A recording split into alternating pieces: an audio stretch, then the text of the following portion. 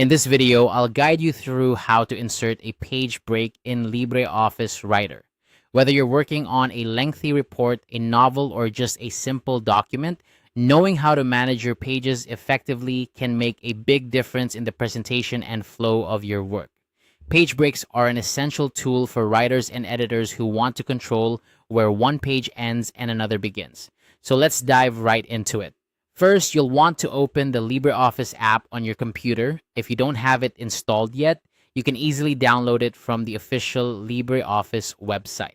Once you've got it up and running, you'll find that LibreOffice is a versatile suite offering various applications similar to other Office software packages. For our purpose today, we're focusing on Writer LibreOffice's word processor, which is the equivalent of Microsoft Word. After opening LibreOffice, the next step is to click on Writer Document. This will either open a new document, or if you have existing documents, you can select the one you're currently working on. Writer is user-friendly with a clean interface that makes navigating through your tasks straightforward. Now that you're in your document, look towards the top left corner of your screen.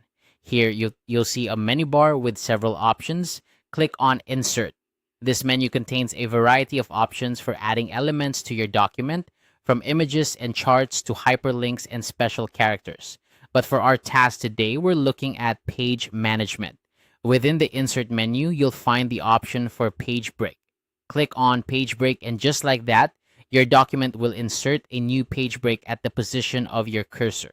This will push any text or images following your cursor to the next page, giving you a clean break where you need it. It's particularly useful for starting new chapters or sections in a document without manually entering a series of carriage returns. And that's it. You've successfully inserted a page break into your LibreOffice Writer document. As you can see, it's a quick and simple process that can greatly enhance the readability of your document.